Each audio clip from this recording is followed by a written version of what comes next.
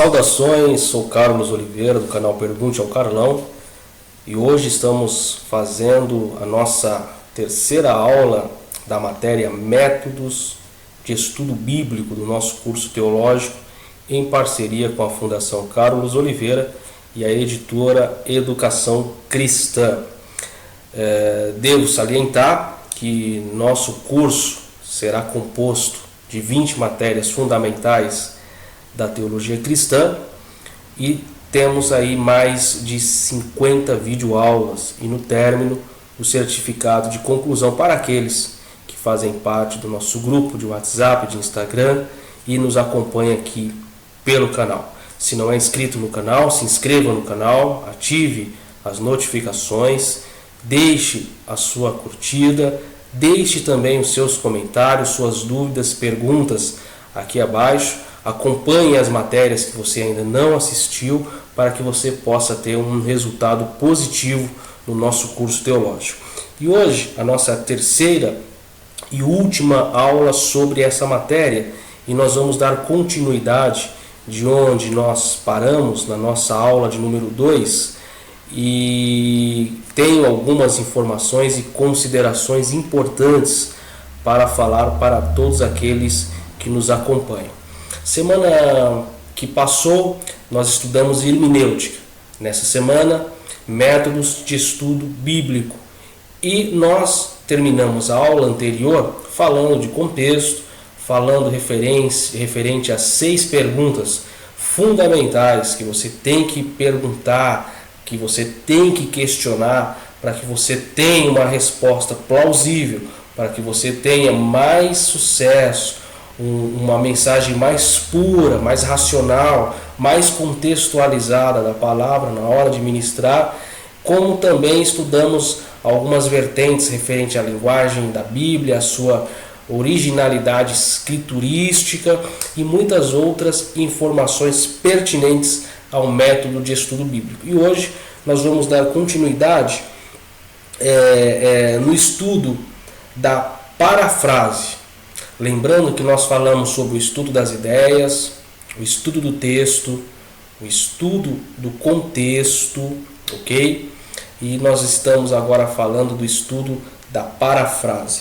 E a parafrase é o desenvolvimento do texto de um livro ou de um documento, conservando-se a sua ideia, o seu pensamento, a sua proposta original. Isso é a parafrase.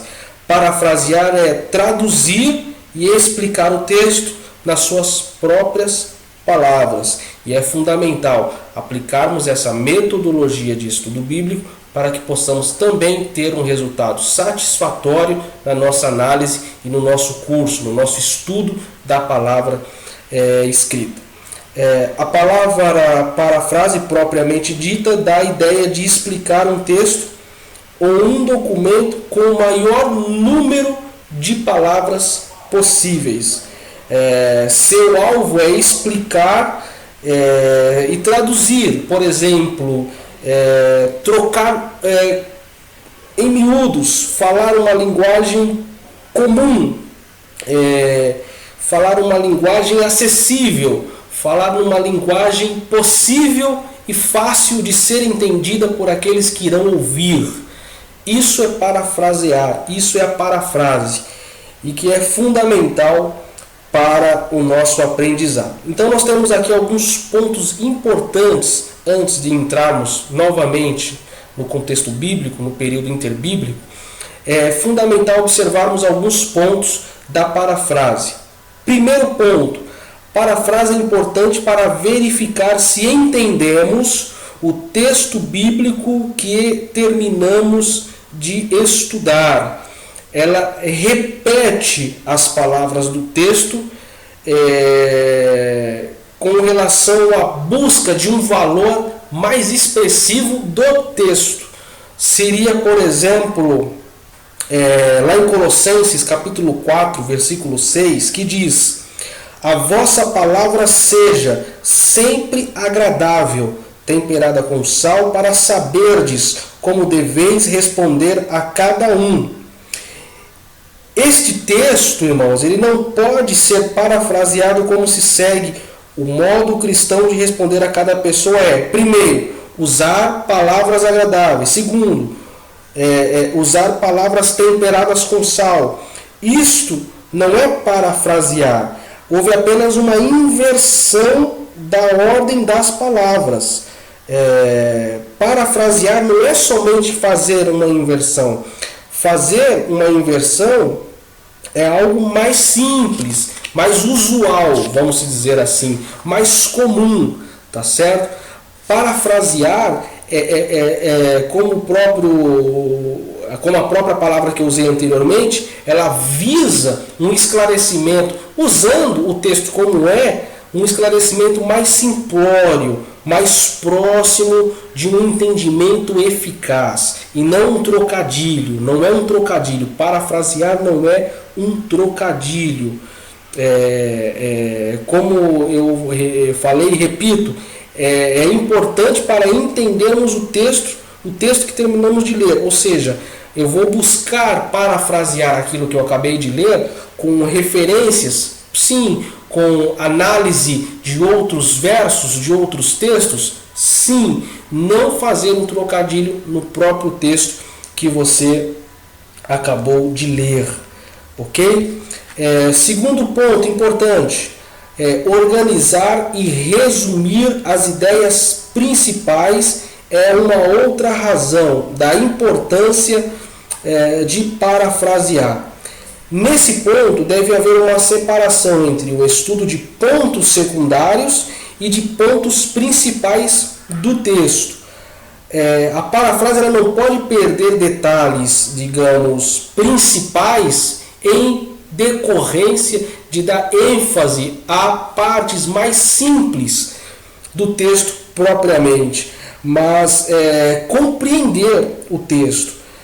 Dar um peso justo de igualdade entre as partes simples e principais do texto. Dar uma razão importante, um sentido importante para aquele texto. Isso também é o segundo ponto, isso também é muito importante na ideia da parafrase. Terceiro, outra razão é a necessidade de ser compreensível a todos. A parafrase é a garantia de compreensão de um texto. Compreensão de um texto. Isto vale tanto para nós, né, que somos os estudantes, que estamos fazendo o estudo da palavra naquele momento, como principalmente para aquele que vai nos ouvir, de nos fazer sermos entendidos por eles. É como a ideia da comunicação, que nós vamos estudar em homilética. A responsabilidade não é do ouvinte de entender, mas sim de eu me comunicar a ponto de ser entendido por eles. Ok? Então é muito importante também essa parte. O livro de Neemias, no capítulo 8, dá-nos um exemplo muito importante da importância da parafrase. Lá em Neemias capítulo 8, versículo 8, diz o seguinte: leram no livro, na lei de Deus, claramente, dando explicações, de maneira que entendessem o que se lia, ou seja, davam explicações exaustivas na busca de se fazer entendido por aqueles que liam, por aqueles que estudavam. Essa é a nossa responsabilidade no uso da parafrase. Quarto, ela ajuda a ilustrar a verdade. Na parafrase nós podemos fazer uso ou usar as ideias e ilustrações que não estão evidentes no texto, mas que explicam com justiça, como por exemplo, para ilustrar a expressão árbitro contra vós outros, né? De Colossenses 2,8, o comentário correto da história de um falso juiz, no caso desse texto, ele trata de um falso juiz, ok? Então é uma forma de ilustrar, de uma arbitragem, dando um indicativo de um juiz, usando a palavra árbitro, ou arbitrar, ou aquele que julga, o juiz, ok? Isso é um exemplo de ilustrar, de usar uma ilustração para o uso de uma parafrase eficaz também. Quinto, ser prático com respeito à verdade bíblica, ok? Ser prático com respeito à verdade bíblica. Quando estudamos a Bíblia, não devemos obedecer sistemas pragmáticos pré-estabelecidos. Quem estuda o texto apenas para achar respostas práticas para as suas questões, corre um grande risco de transformar a palavra de Deus em uma forma de espelho, que ele pode ver somente a sua própria imagem. E isso não é bom, isso não é eficaz, isso não é construtivo. Então é fundamental ser prático com respeito à verdade bíblica, não simplesmente ser prático, ser pragmático, mas em observação à verdade bíblica. Sexto, uma outra razão é falar somente ou falar sobre coisas importantes e interessantes, ok? A parafrase, nós temos aqui, eu vou pegar aqui um texto para os irmãos, um texto não, né? Um exemplo lá de Colossos, né? Lá em Colossos havia uma ideologia conhecida como gnosticismo incipiente, e foi combatido pelo apóstolo Paulo na carta que ele escreveu à igreja de Colossos, e que não é importante hoje, e realmente não é muito interessante para a maioria de nós hoje, mas o ensino contra os falsos profetas atuais, que são muitos, é importante e interessante. O que eu quero dizer? A tratativa de Paulo em Colossos contra os gnósticos incipientes, para aquela época era fundamental. Para nós hoje não é tão interessante assim, mas no uso da parafrase nós podemos usar a sua historicidade contextual, e nós podemos transportar a palavra gnóstico ou gnosticismo incipiente para falsos profetas. E o que tem mais nos dias de hoje no mundo? É falso profeta. Então nós podemos fazê-la importante e interessante para os dias atuais. Sétimo, a parafrase ela nos ajuda a sermos objetivos, direto ao ponto, direto ao assunto. Não fazer um rodeio e depois de 30 minutos começar a ministração de fato, mas não, ir direto ao ponto, ir direto ao que interessa, ir direto ao objetivo que foi pré-estabelecido por você no seu momento de estudo. Isso é fundamental no uso da parafrase, ok? E como fazer a parafrase? Primeiro, uma boa parafrase é um bom estudo, ou seja, estudar sempre. Sempre deve estudar, sempre deve dar ênfase ao estudo, leitura, meditação, livros. Eu conheço pessoas que, é até estranho dizer isso, a pessoa ela faz faculdade de direito, ela compra coleções de livros de direito caríssimas, paga uma fortuna, e a pessoa estuda teologia, ela não compra um livro sequer. A pessoa ela estuda medicina, ela compra livros caríssimos. A pessoa estuda teologia, ela não compra um livro sequer e quer discutir teologia. A pessoa ela faz um curso teológico, não compra um livro, sequer lê a Bíblia, faz o curso teológico talvez porque o ministério exige para que ela seja um obreiro, ou seja, principalmente no meio pentecostal, existe muito dessa questão, precisa fazer um curso para que possa ser reconhecido como obreiro. Tá? Não há uma seriedade no estudo, não há uma busca. Se você for na casa da pessoa, ela não tem um livro sequer que possa auxiliar no estudo teológico. Isso é inadmissível para aquele que quer realmente fazer uso da palavra de Deus. Não pode ocorrer isso. Tem que se gastar e deixar se gastar no estudo. Fundamental. Segundo, preservar as ideias originais. Terceiro, traduzir, explicar, contextualizar. Importante, você tem um texto bíblico, você vai traduzir para uma linguagem acessível. Feito isso, você vai explicar aquele texto numa linguagem possível. Feito isso, você vai contextualizar, usar as regras de contexto para dar fidelidade àquele texto que você também está fazendo uso. Isso é fundamental.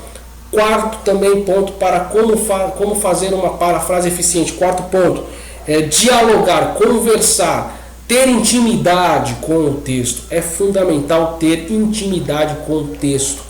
Tem gente que não sabe, não consegue localizar os livros da Bíblia. Se você for falar para a pessoa abrir em um livro, nos profetas menores, Zacarias, Oséias, Naum, livros assim pouco citados, ela demora o sermão inteiro para encontrar o livro. Não sabe onde está, não consegue se localizar, não tem diálogo, não tem intimidade, não tem aproximação.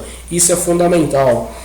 Quinto, priorizar a mensagem, aproveitando o veículo, se possível. O veículo que eu me refiro é a condução da mensagem, a condução, saber usar isso, saber aproveitar o seu tempo, saber aproveitar a sua condução da mensagem que você estará ministrando. Sexto, muito importante, aplicar o texto na atualidade, porque bem sabemos que a Bíblia ela não foi escrita diretamente para nós. Houve um destino prioritário de época e que foi o seu destinatário prímevo. Nós somos os destinatários secundários da Bíblia. A Bíblia não foi escrita diretamente para nós. Nós somos os seus leitores indiretos, podemos assim dizer. Ela não foi escrita objetivando nós, a nossa situação atual, mas para aquela época. Então nós temos que pegar aquela história, pegar aquele momento e dar um significado para o nosso momento atual, transportar aquela mensagem para a nossa realidade atual. Isso é fundamental. Sétimo, resumir e organizar. Resumir toda a sua ideia e organizar a sua ideia, o seu pensamento. Então é fundamental o uso da parafrase. Vou deixar aqui um exemplo de Colossenses capítulo 3, versículo 1 e versículo 4. Se você puder fazer o uso da parafrase nesse versículo, deixa aqui um comentário depois, deixa aqui nos comentários a sua parafrase do texto de Colossenses capítulo 3, versículo 1 ao versículo 4, é importantíssimo, ok? Então, nós temos uma base digamos, fundamental da metodologia ou dos métodos de estudo bíblico. Nós temos uma visão abrangente da Bíblia, de um texto bíblico propriamente, algumas metodologias para o estudo desse mesmo texto.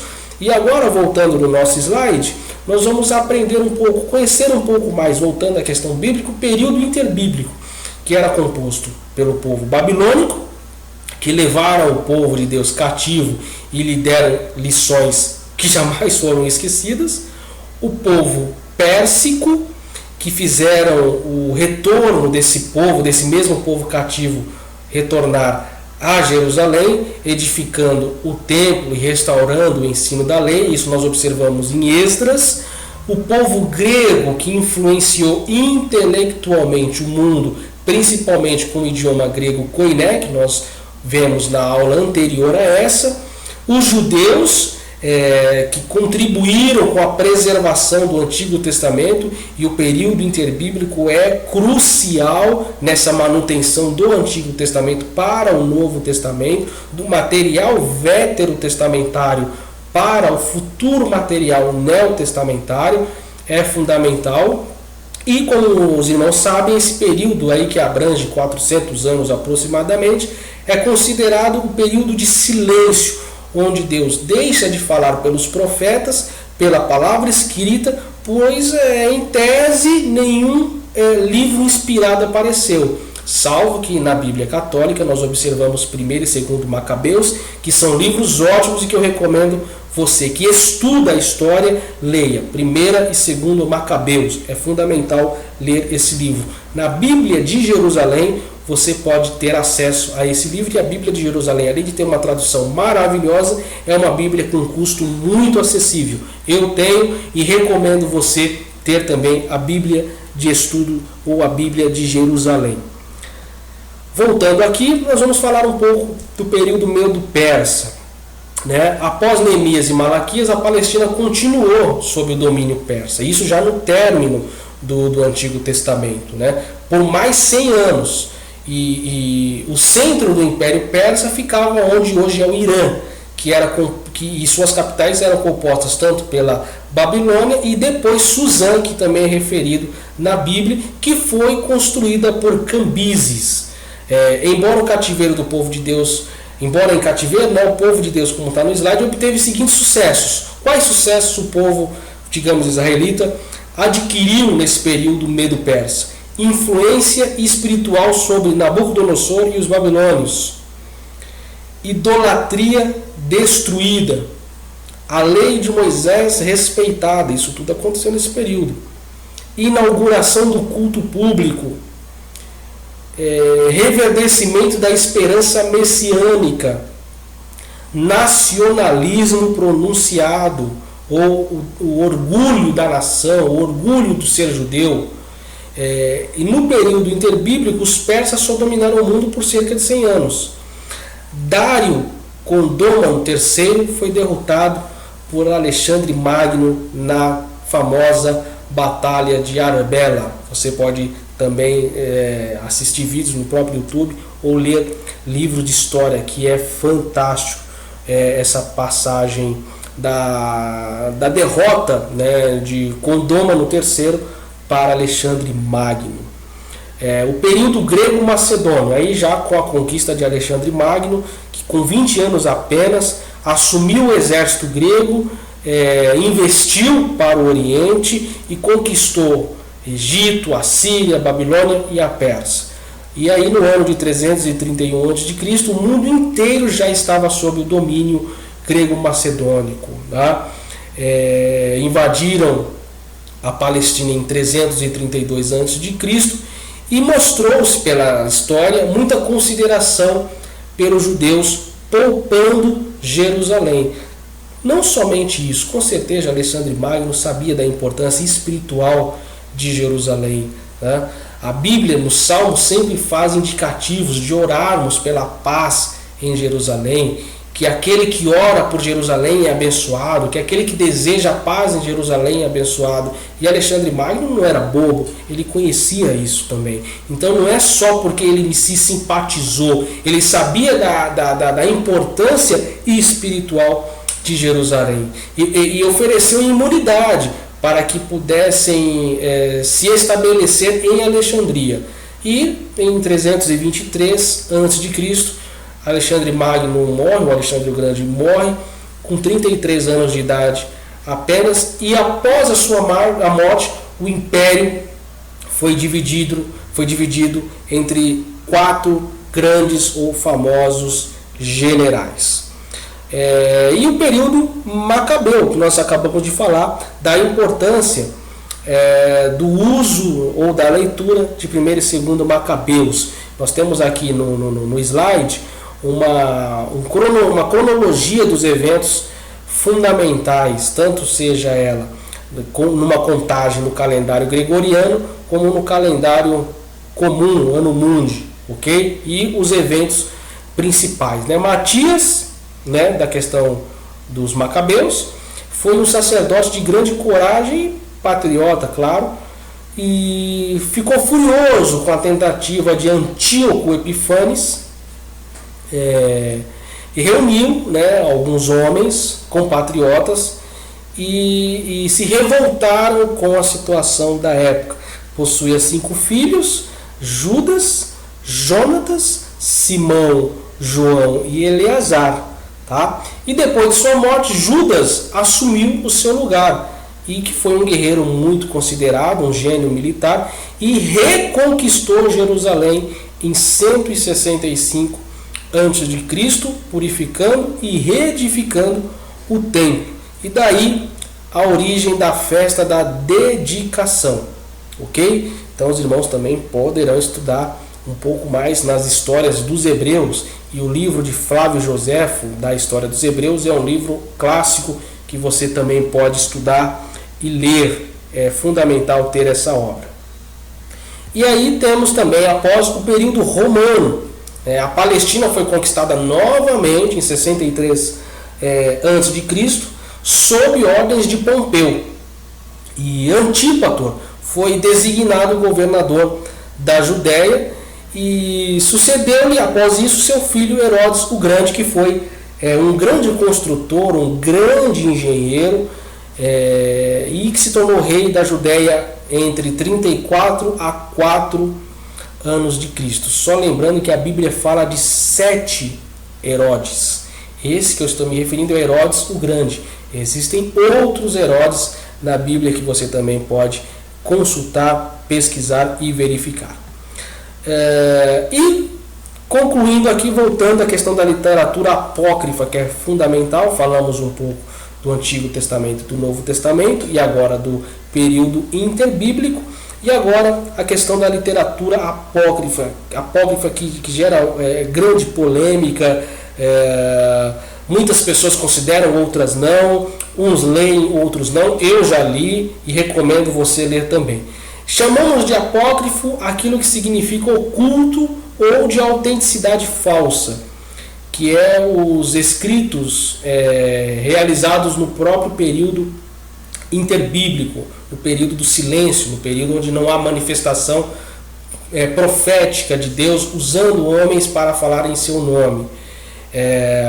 Há ainda outros livros espúrios, tanto do Antigo Testamento, antes dos apócrifos do período interbíblico, como do Novo Testamento, chamado de pseudopigráficos ou pseudopígrafos, né? Por exemplo, Enoque, os 12 patriarcas, Moisés, Apocalipse de Paulo, outros livros apócrifos, tanto do Antigo como do Novo Testamento, que são, como eu falei, considerados os pseudepígrafos ou pseudepigráficos, ok? A denominação apócrifa se dá comumente aos 14 escritos contidos em algumas bíblicas de edição romana e que são misturados. E por que de ser apócrifos? Aí nós temos aqui alguns pontos a observar. Primeiro, porque foram escritos depois de haver cessado a inspiração divina. Isso é um contexto histórico, tá? Não é um fato, não estou estabelecendo isto a título de conhecimento de você que me assiste. Segundo, porque os judeus jamais os reconheceram como escrituras. Terceiro, porque a igreja primitiva jamais os reconheceu como inspirados. Quarto, porque foram inseridos na Bíblia quando se fez a tradução para o grego, chamado de Septuaginta, que muitos conhecem.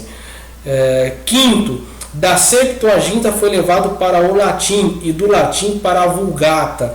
Isso é fundamental, essa parte é show de bola de se estudar, e nós podemos falar um pouco mais disso na matéria de História da Igreja, que nós iremos estudar, e que inclusive eu tenho um livro História da Igreja. Se você deseja adquirir o nosso livro História da Igreja, entre em contato conosco nos telefones ou nos e-mails que está aí na descrição. Sexto, porque a Igreja Romana, para combater os protestantes, declarou os canônicos 11 dos 14 apócrifos. Sétimo, a Igreja Romana denomina de protocanônicos os que são chamados de canônicos, e de deuterocanônicos os que chamamos de apócrifos, e de pseudepigráficos os que chamamos também de apócrifos. Isso referindo-se ao Novo Testamento. Deuterocanônicos ao Antigo, pseudepigráficos ao Novo. Dos 14 livros apócrifos, a Igreja Católica aceita 11, como sendo 7 livros, 4 apêndices, os quais são os livros Tobias, Judite, Sabedoria, Eclesiástico, Baruque, 1º e 2º Macabeus.